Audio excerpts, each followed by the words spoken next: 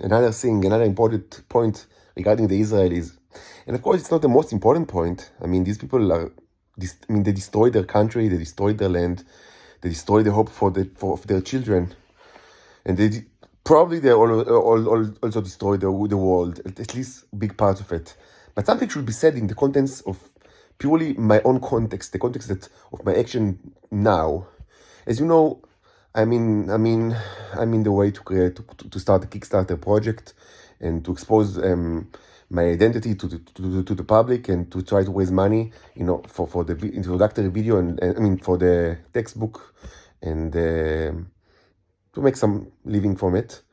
And you also know that for years I was on the fence regarding if it's even, advisable to expose my identity in the public, and also the issue of the Titans or the Venusians in the public, and also the issue of the pedophiles that are abundant in the intelligence services of Israel and also other countries in the West. I was on the fence about it. I didn't know if even if it's advisable or not. And look, you need to, it's a case study of government stupidity and moreover of population stupidity. How the Israelis handled my case during the last couple of years and especially during the last couple of months. They took my daughters for me, 6-year-old and 7-year-old daughters that I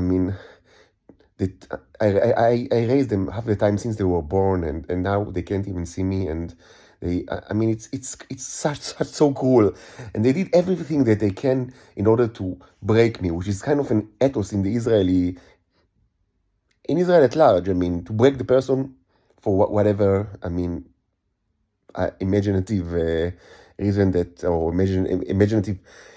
imaginary results that might stem from this break, from this fantastic break. Anyway, the current situation is that, of course, I will not only expose my identity and my peculiar nature using hard proof evidence, which already exists but will be exist in much greater scale soon. There is no way to do it now after everything that the Israelis have done to me without also speak about the portal and the Venusians and the pedophiles in Israel and all the subject that were not. It wasn't inevitable. It was not inevitable that I will speak about those subjects, even if I want to expose my own identity in the public. But now, the way that they coupled everything together in order to torture me, that alone is a tremendous damage that they caused for the intelligence services around the world, and especially in the West. They caused a tremendous damage to presumably their allies. And they know it already. This is currently the situation, and they have no way to prevent it. The only way to prevent it is if all the intelligence services of the world will, make a combined effort to prevent me from publishing my results. But I don't think that they can do it, and I don't think that they want to do it.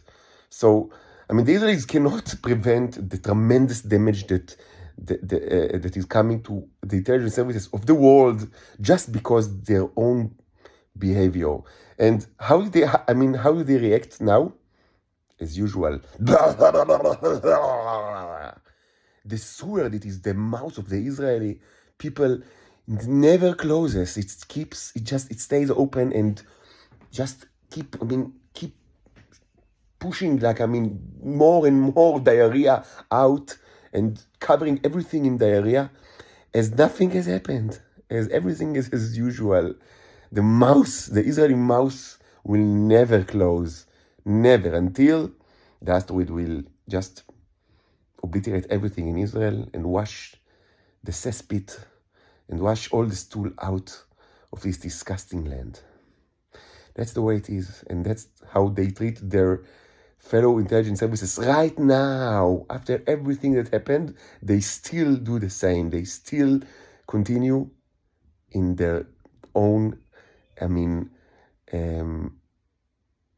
sharkish way, like a shark that cannot swim in reverse. They must continue always. They continue. They will never think maybe we've done. Maybe we need to change our ways. No, the Israelis cannot do it. Every possible problem that they created in their own twisted mind will be solved by using more violence, more aggressiveness, more shouting, rah, rah, rah. This is the state of Israel right now, today.